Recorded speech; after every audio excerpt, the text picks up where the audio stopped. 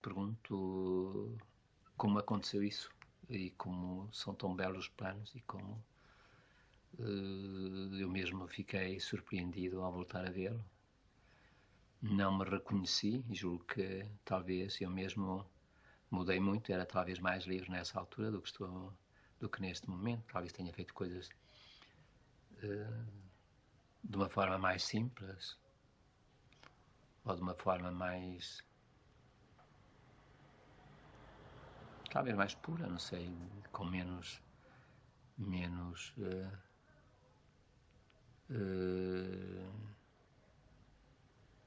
cargas que vêm talvez de um conhecimento já mais avançado, de outros filmes que fiz, de outras aquisições estéticas que adquiri. Bom, e A Flor do Mar é um filme para mim muito simples e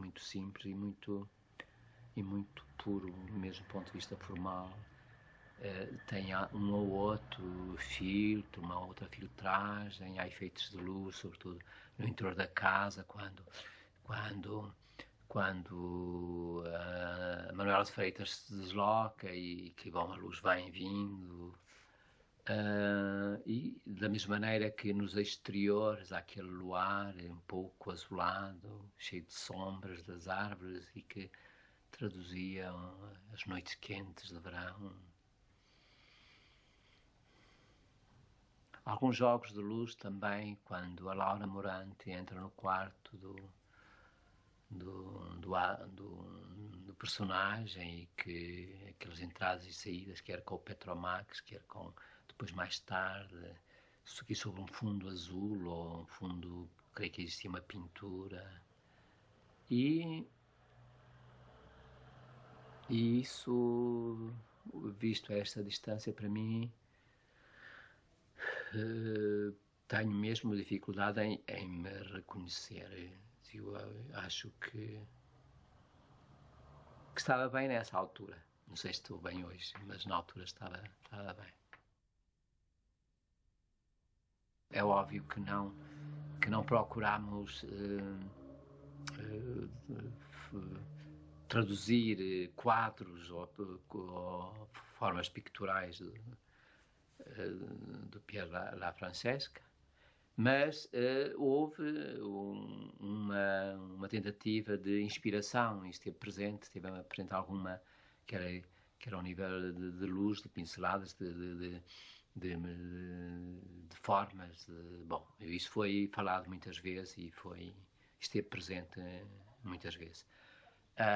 Sem nunca assumir uma tentativa de imitar o que quer que fosse, mas como elemento motivador.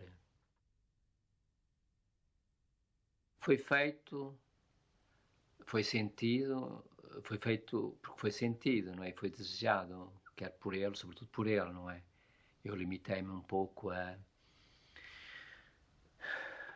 segui-lo e assimilar um pouco aquilo que ele ia criando em frente à câmara. As coisas vão ganhando corpo à medida que vão avançando e depois é o próprio é a própria história que começa a tomar conta, começa a determinar, é a própria dinâmica da história que começa a determinar coisas e isso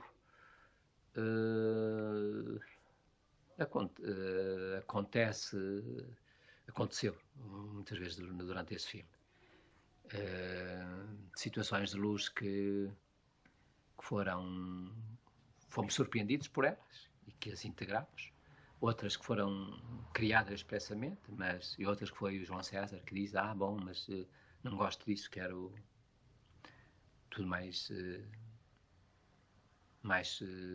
simples, ou de uma única luz, muitas vezes há uma única luz. E não é um trabalho, a luz, não é um trabalho, e a fotografia não é um trabalho de uma pessoa, é um desejo coletivo que começa no realizador. E para isso contribuem muitos outros fatores, mas É difícil fazer uma boa fotografia quando não existe esse desejo. Tive com o João momentos de grande conivência, não expressa verbalmente, mas justamente acontecia. Ele era mais uma pessoa que gostava de funcionar sobre um momento, ver o que é que os atores davam, o que é que o local, o que é que os decores davam, os atores davam, o que é que o próprio momento trazia. E ele gostava e geria muito bem isso. E muitas vezes, quando ele tinha dúvida e não filmava ou tinha alguma resistência em filmar, é porque nada, não estava a acontecer nada que lhe agradava. E ele ou do lado dele, ou do lado dos atores, ou do lado da fotografia, ou do lado do decor, há qualquer coisa que não funcionava bem. E quando ele só filmava quando realmente havia alguma coisa em frente à câmara, quando acontecia alguma coisa em frente à câmara. Bom, e isso nem sempre é explicado, quero isto ou é aquilo, era sentido e era vivido no próprio momento e descoberto no próprio momento. Constato que para ele a luz cada vez foi sendo um elemento muito importante e por vezes sujeitava a mise-en-scène às questões de luz, de forma a que ele utilizasse única e exclusivamente, ou tanto quanto possível, a luz natural.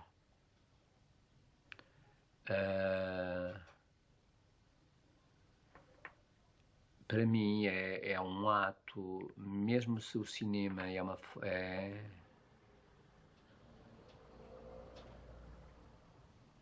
não é uma forma de transfiguração, a luz pode ser também a forma de transfiguração.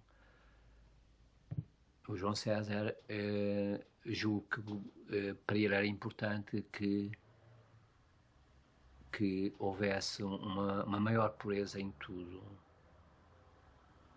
E gostava pouco dos artifícios e talvez dos grandes, daquilo que soava um pouco artificial. Daí ele preferir a luz natural.